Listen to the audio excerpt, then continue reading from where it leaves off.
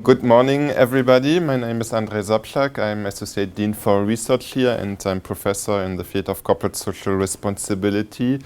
I have started to work in this area almost 20 years ago. I did a PhD in the field of sustainable development and corporate social responsibility.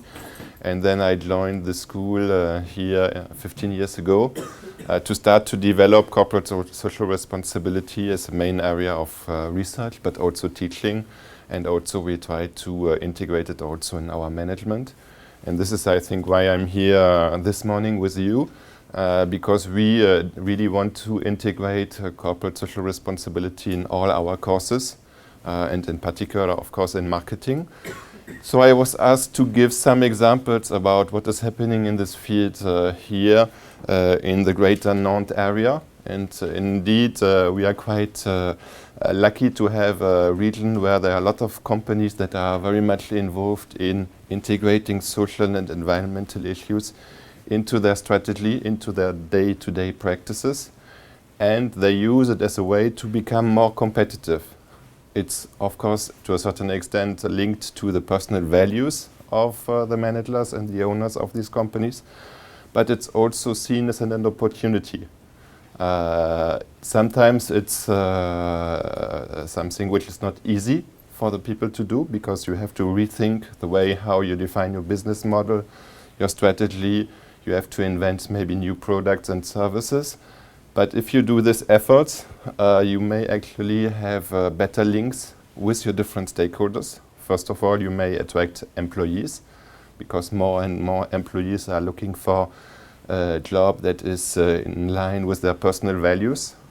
So when you will leave Audencia with your diploma, probably you're looking for a job that offers you a good wage, good salary, but also good career perspectives. And also maybe at some point you will also prefer to work in a company that shares your values, because you will dedicate a lot of time and energy, of course, to your job. But it's also important for customers. Consumers and other customers are more and more looking at how products and services are produced. And they prefer, if they have the choice, to buy a product that has a lower environmental and social negative impact. And on the contrary, they would prefer to have the possibility to show their personal values through their decision making in consumption. You have also more and more pressure from public authorities and civil society actors. We know that environmental legislation will probably become stronger, whatever be the country, whatever be the region. And this is why more and more companies have started to think about how to develop these different things. I will give you some information about what is happening here, in particular in the region, and also how Audencia has been involved in all this dynamics, because we think that it's very important to work closely with the regional actors. As a business school and as academics, we have a responsibility to highlight why it's interesting for companies to be involved in these different activities, and how also they make it an opportunity and can structure their strategy according to these different values. So the first thing that happened here in the region was the idea to create a regional CSR standard. You had, I think, some definitions about what is CSR. 5 years ago, the regional government came to Audencia and said, well, there are many, many committed actors here in the region, companies, but also universities, schools, trade unions, NGOs. They work a lot on CSR, which is a huge advantage. We really think that it's something which makes that the region has maybe less unemployment than other parts of France. So it's an opportunity. But there was a lack of coordination. All these different actors invented their own initiatives, which showed a lot of dynamics in the region here. But maybe it was also, to a certain extent, a kind of waste of energy, because these different people did not really work together. Sometimes they were not even aware of what other actors are doing just next to them. So What Audencia suggested then 5 years ago, we put together a group of researchers here from the school, and we tried to collect all the different tools related to corporate social responsibility by regional companies. And we identified 80 different tools that were currently used by the different actors. So many different tools. Some were international tools related to CSR, some were national, some were sector specific, others not. Some were focusing on the environmental dimension, the social dimension, but many different tools. So if you put yourself in the situation of an owner of a small and medium-sized company, you can easily get lost because you don't know how to actually start your CSR strategy. So we invited 200 different stakeholders from the region, and we showed them the 80 different standards. And we used, in fact, a card play, and we put the text of the 80 different standards and tools on little cards, and we gave them to the different actors to play and to identify some common principles, because there are some elements that are actually mentioned in many tools. For example, the fact that you should not employ children in your company, the fact that you should have equal treatment between all employees and things like this, the fact that you should use less energy related to the environment. So some points were in common. And once we had identified these points in common, we asked the different actors, but please try to rank the importance and fix some priorities, because it's difficult for, in particular, small and medium-sized companies to do everything in the field of corporate social responsibility and to start from scratch, developing so many different principles. So can we just identify some priorities that are simple to start with, even for small and medium-sized companies? So we asked the people to rank, so it was not at all something which was imposed by academics. We were not saying, well, we know what you should do, but we asked 200 different actors that were already involved in the area to identify their priorities. So we did it really by involving all the different stakeholders, because we are considering that if you want to have people acting in the field of corporate social responsibility, it's very important that they feel that they have their say on the priorities and on the different activities. And as I explained a little bit, we try to make it as funny as possible. It can be quite complicated, of course, but we used card plays. We tried to make it something which can also bring them together in different ways, not creating hierarchies among the different decision makers, but really having something which is interesting together. And we managed to define our CSR standard that exists now for more than 4 years. It's something which is structured into 5 different responsibilities. Of course, you have first the social dimension, so everything which is related to the employees, how companies treat their employees. So equal opportunities, for example, training of employees and things like this. Then the environmental dimension, everything which is linked to have a better environmental impact of a company, so to use less raw materials, less energy and so on, and to have less CO2 emissions, for example. Then we have also the economic dimension, which is something which is rather unusual. If you look at many international and also national CSR standards, they are not talking about the economic dimension. They only talk about the social and environmental dimension. But the actors here in the region said we cannot have a good social and environmental policy if our economic situation is not good enough. So it's very important for a company to have a long-term strategy and to have the opportunity to help their employees and to help the natural environment to have also good economic situation, and also, of course, to give something back to the shareholders.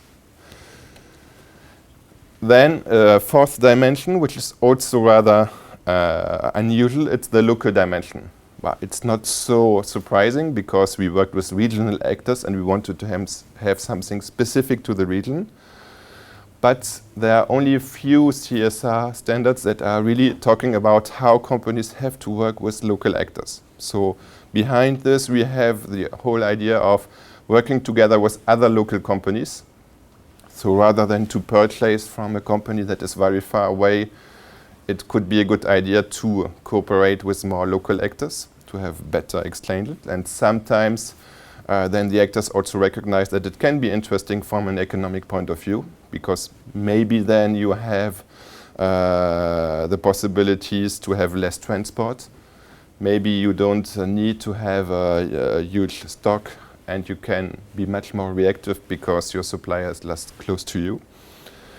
But local dimension, it's also to work with other actors, for example, civil society.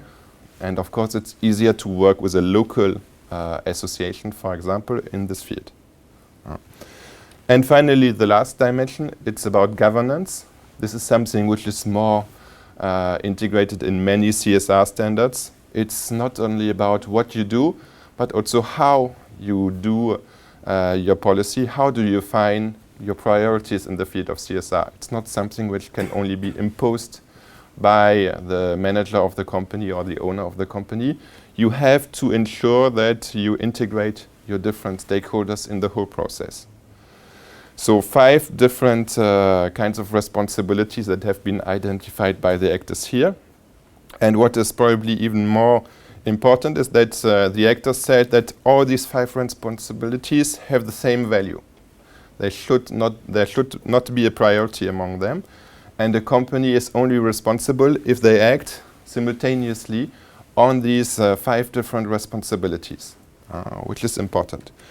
And so we said that our CSR standard has to be as simple as possible. So we defined 15 priority actions, 3 per responsibility. So 3 priorities related to the social dimension. So for example, the 3 priorities for the social dimensions are the fact that you provide training to all of your employees all the time. So we consider that this is something which is possible for each kind of company, even a very small one, whatever be your sector. You can train all your employees. And it's something which is interesting for the company because, of course, you help the people to have maybe a better CV and maybe a better career. But if you train the people well, they will also become more performant. They are more motivated in your company, so you increase also your economic performance. So it's a win-win situation for the company. The second priority related to the social dimension, it's equal opportunities. No discrimination against any kind of employees or candidates for a job in your company. So of course you should not discriminate against, and you should be proactive. So for example, in the region we have a lot of initiatives where we have, for example, coaching of people that have difficulties to access the job market. So sometimes, in particular, if you have a small and medium-sized company, given the economic context, they don't recruit a lot of people, so it's difficult for them to be really involved in these kinds of actions. But for example, they could offer internships to help people to discover what is the job. Maybe they can ask the employees to coach other people and to help them to find a job, or just to think about what could be the career in the future. So we may have these very concrete actions that are developing. And this is something which is related to the social dimension, but of course we have the same then for the environmental dimension, the economic dimension, the local dimension, and the governance dimension. So 3 priorities by action. And for those companies who want to go a little bit further, we also defined some advanced actions, 2 per responsibility again. So in the social domain, for example, an advanced action principle is to reduce unstable relationships with your employees. For example, we know that some companies use a lot of fixed-term contracts or temporary workers. Sometimes you cannot avoid it, in particular if you work in certain sectors. For example, we have a lot of companies here in the region that work in tourism. Of course, you need more employees in the summer than in the winter. But we think that once you have done all the priorities, you can start to see something. What you could do also in this area. For example, we have met some companies that are working in the tourism sector here in the city of Nantes. And they have created partnerships with hotels in the mountains. Because in the mountains you need people in the winter, and here we need people in the summer. So they have created some partnerships, and of course it depends on the employees if they want to make this move, but sometimes they propose them to have contracts where they are one semester here and one semester in the mountain areas. So this could be some kind of initiatives. Other initiatives are, for example, to share employees among different companies.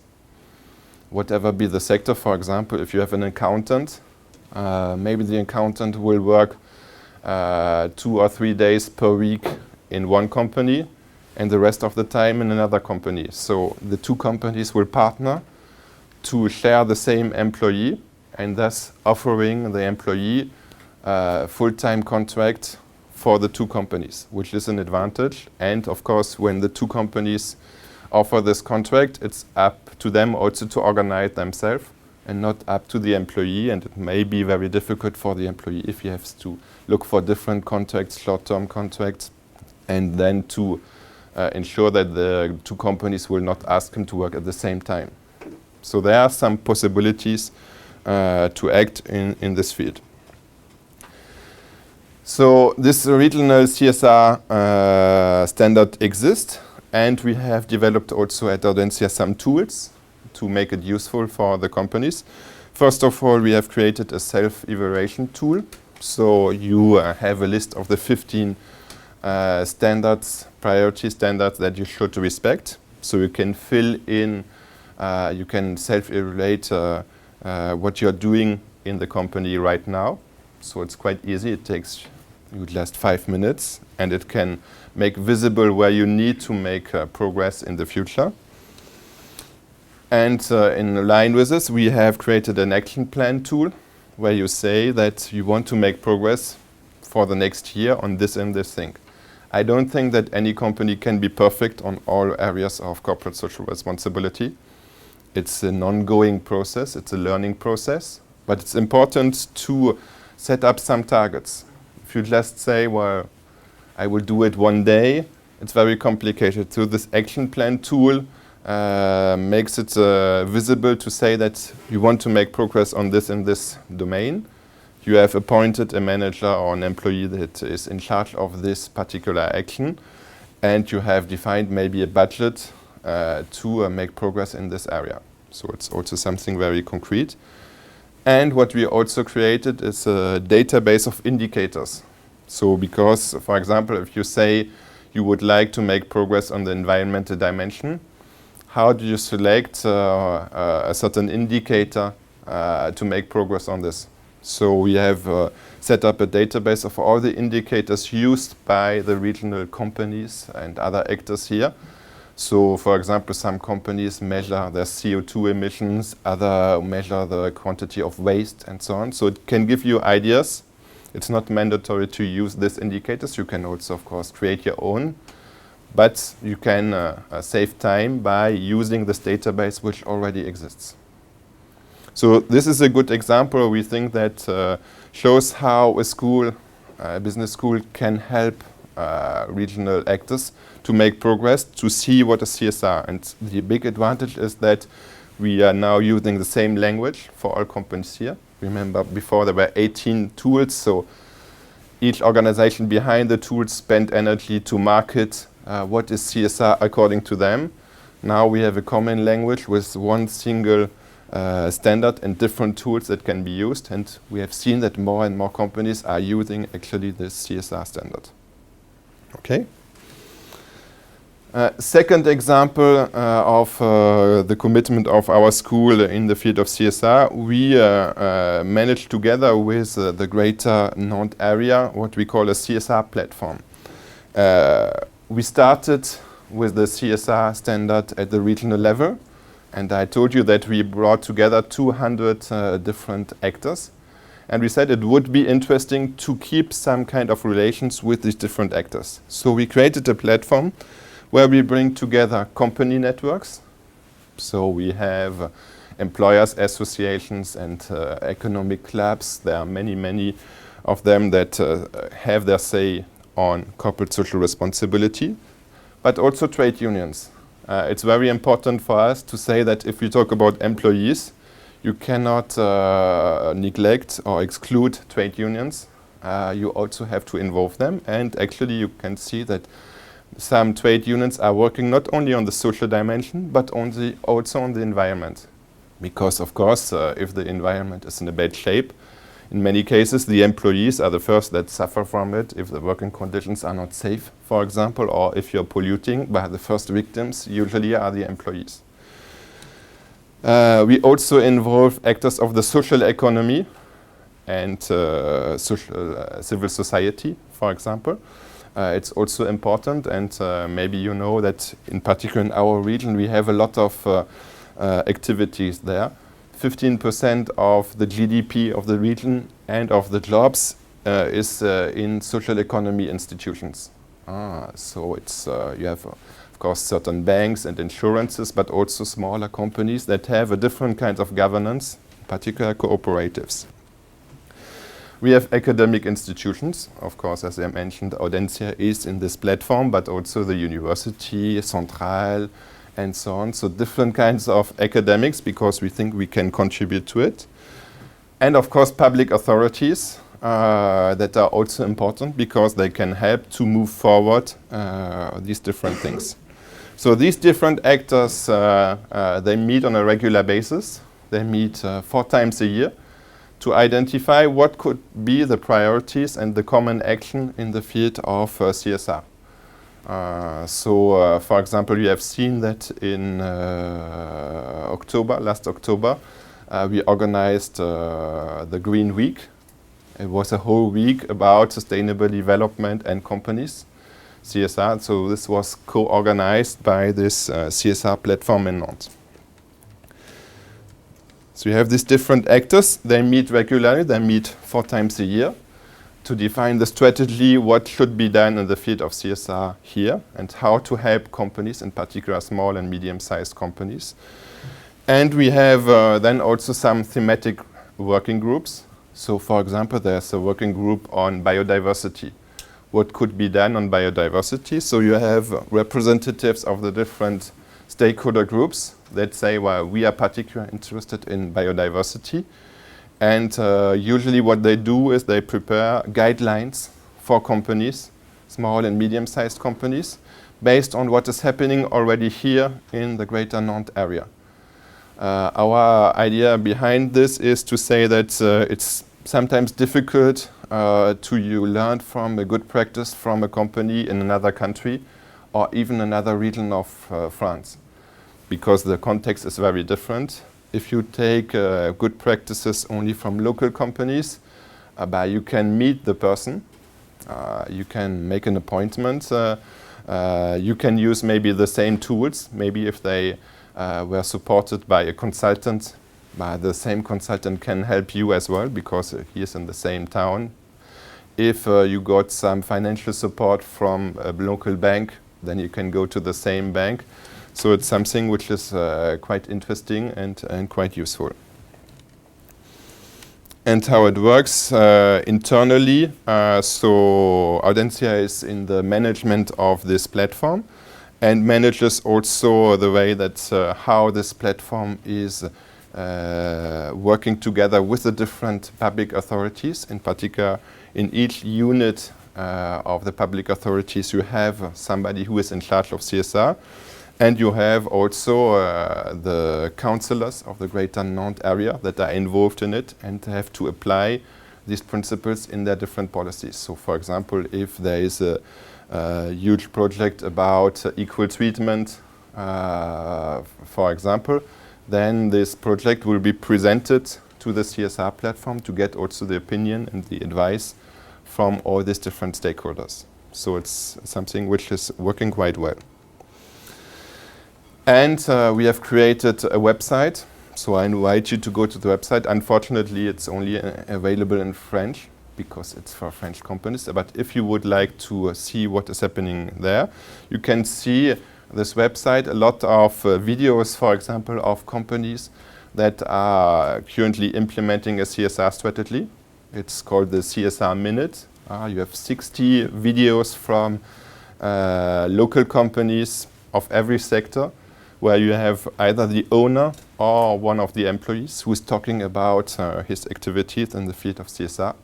And you have a lot of examples of what you can do if you want to implement a CSR strategy. So I invite you to have a look at this website. Third point is to have a specific focus on CSR in public purchasing. Public purchasing is a main driver to give an advantage to companies, in particular small and medium-sized companies, that want to implement a CSR strategy.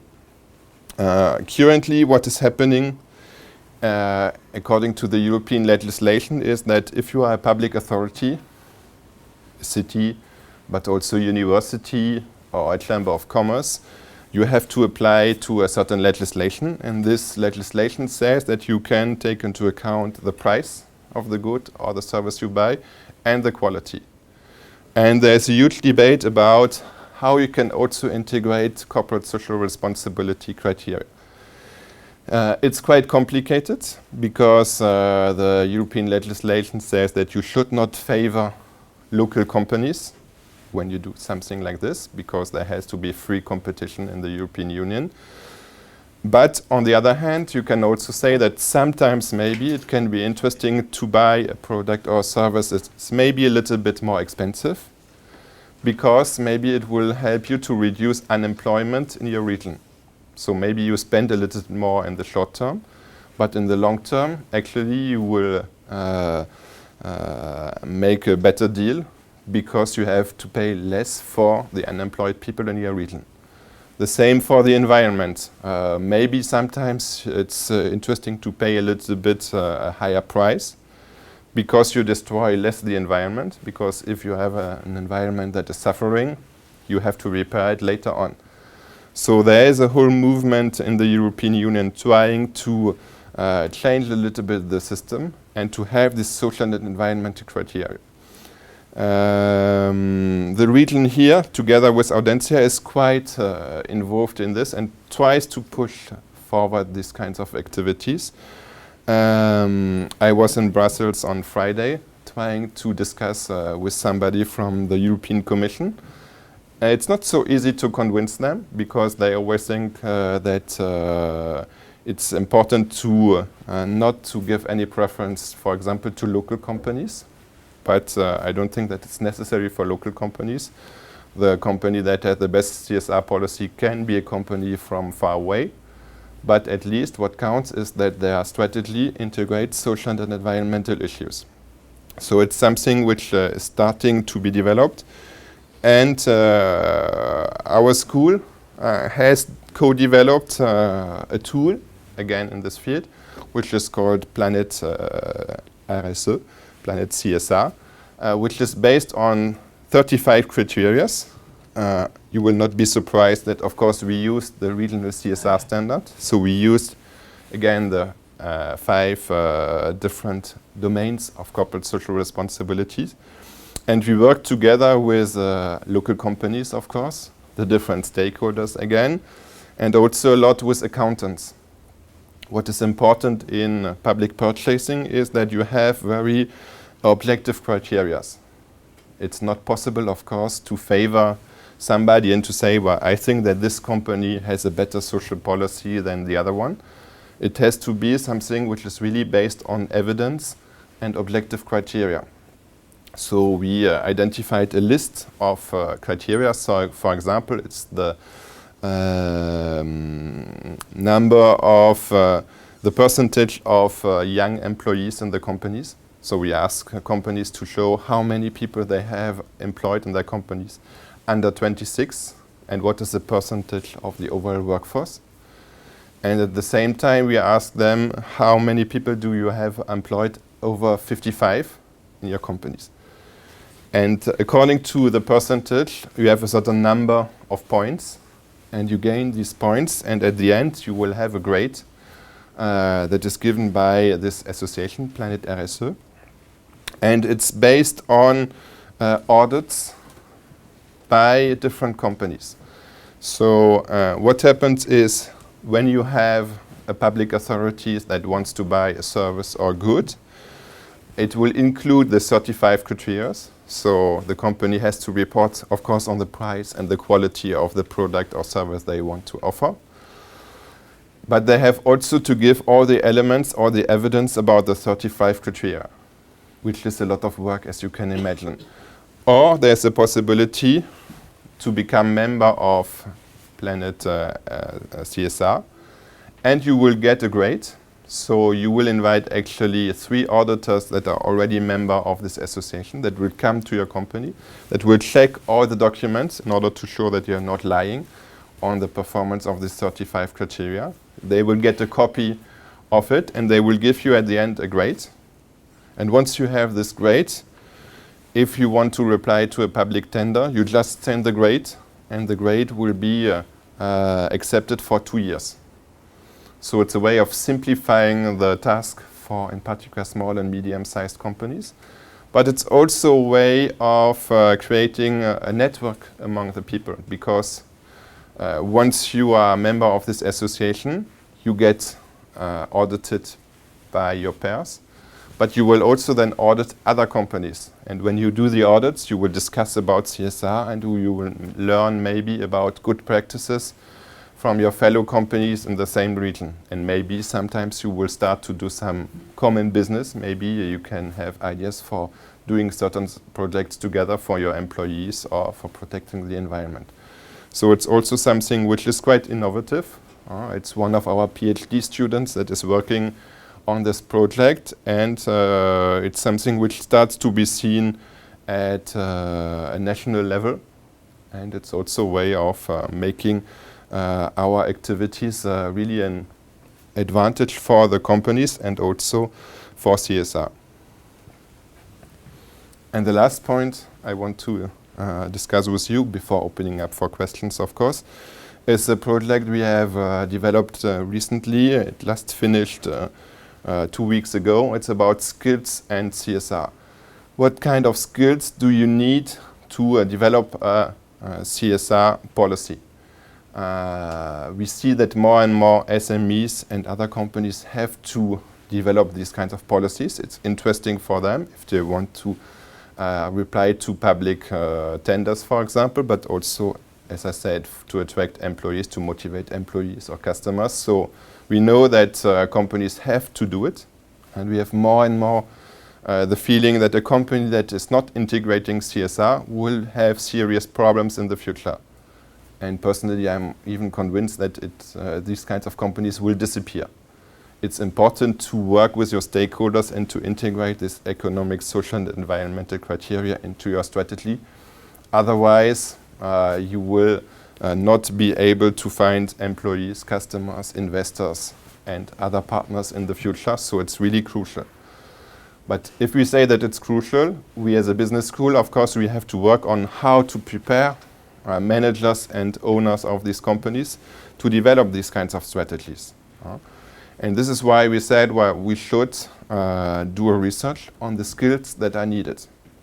So what we did with a postdoctoral student, we worked for 18 months, and we interviewed 30 actors in our region to ask how they implement their CSR strategy. We are not talking about skills and competences, because it's sometimes not something which is well understood by the actors. We just said, well, do you think that CSR is important? What do you do in the field? Have you heard about the regional CSR standard? Do we use it? And so on. And what are the obstacles you meet when you want to develop these kinds of activities. And they gave us a lot of information about what they did in this field, and they mentioned 80 different skills that they considered as important. And we said again, we have to simplify this because 80 skills, it's too difficult to integrate into an executive education, for example. So we worked together with different stakeholders to create clusters of skills. And actually we identified 3 different clusters of skills. The first cluster of skills is about thinking CSR. The first thing companies and managers and owners have to do is to be aware of what is CSR, knowing about the definition, knowing what are the different standards in the field, knowing how to create a strategy that replies to the complexity of these different issues. And also being able to question the way how the company was defining the strategy in the past. Maybe to admit that they did something wrong in the past, which is an important skill, to be able to say, well, I was not maybe a good manager in the past, but it's necessary if you want to make progress.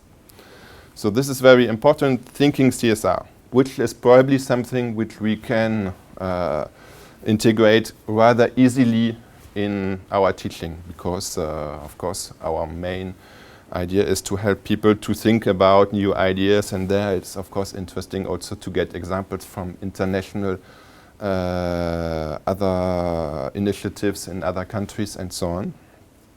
But the second cluster of skills was about organizing CSR. We have met some companies that had very good ideas about what they should do. They were really aware that they should change their business model, they should adopt new policies, but they didn't really make progress because they were unable to organize CSR.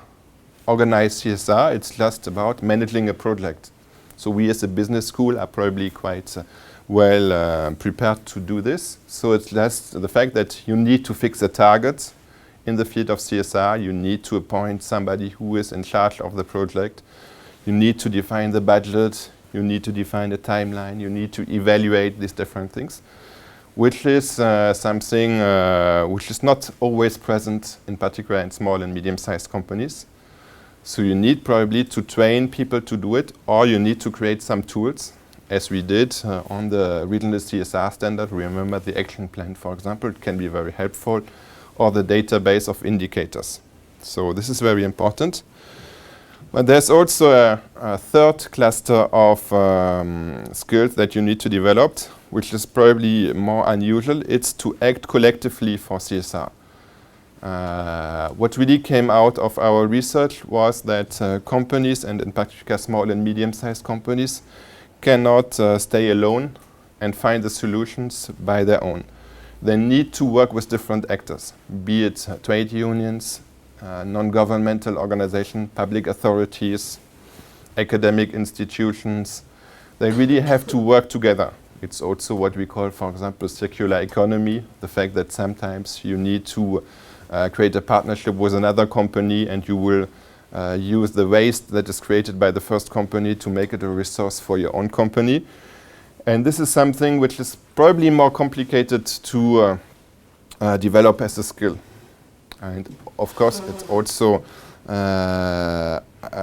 poses us some questions because it really supposes that you allow people who will be in charge of management in the future meet people from different areas. So as you know, for example, we at Audencia, we have created our partnership with Central and the School of Architecture. So it's interesting already because you meet people from different disciplines, and of course we have also some people that have studies in law or other disciplines before. This is one level, I think, of acting collectively. Also, of course, the fact that we have a lot of international students, but probably we need to go further and also to see how, for example, to help you to act collectively with trade unions. I'm not so sure that you meet a lot of trade unionists during your courses here at Audencia, and normally you should, because tomorrow in the companies you will act together with these different people.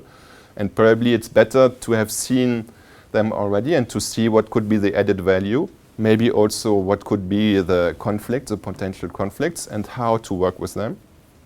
But the same also for NGOs. I'm not sure that you meet a lot of NGOs, even if we have our strategic partnership with WWF, where there is the possibility indeed to create some partnerships, or public authorities. Again, once you are a manager or an owner of a company, you need to work with public authorities, and it's probably a good idea to have met them during also your classes already and to see what are the different opinions and so on. If we say that you need collectively with these different actors for CSR, it doesn't mean that you have to agree on everything. Sometimes you will not find compromises, but it's not a problem. You should be able to have an open dialogue with these different actors because it will give you new ideas. If you talk about diversity management, in many cases you say that it's very important for companies to have the possibility to have different people because different people reflect also on the whole society, and the whole society, they are also your customers. So if you don't interact with these people, and if on your board you have only people that have had exactly the same training and they have the same origin and maybe the same sex as you, then it's probably not very likely that you're going to be very innovative and you understand what are really the expectations of your stakeholders. And in the field of CSR, it's the same idea. You have to bring together all these different actors in order to see how you can innovate and develop new strategies and business models for CSR. And in the middle of this circle, we put, of course, the fact that all this has to be renewed all the time because CSR evolves over time. You have new issues that will emerge. Maybe the organization of CSR has also to be adapted because maybe there are new standards for reporting, maybe there are new tools that emerge. And of course, acting collectively with CSR, it's also something that has to be renewed because you have new actors that emerge, maybe some actors that become less important as well. So it's very important to have this ongoing process in the field of CSR. So these were the different things I wanted to mention with you. So really I would like to emphasize on the fact that we have a lot of companies of all sectors and sizes here in the region that have started to work on CSR. It's actually something which is probably one of the main advantages, and we see in more and more companies from the outside of the region that decide to come to Nantes because there is this dynamic on CSR and sustainability, and as it's seen as a future opportunity for companies, they decide to come here. And it's something, of course, that we as a business school, we have an interest in developing it, because the more the region is well developing, the better it is also for us, because it will allow us to create better partnerships with the companies here. So there are a lot of more things to tell you, of course. A lot of examples that I could give you as well. But it's a first overlook, so don't hesitate if you want to have more information to contact me by mail or also to go on the school's website.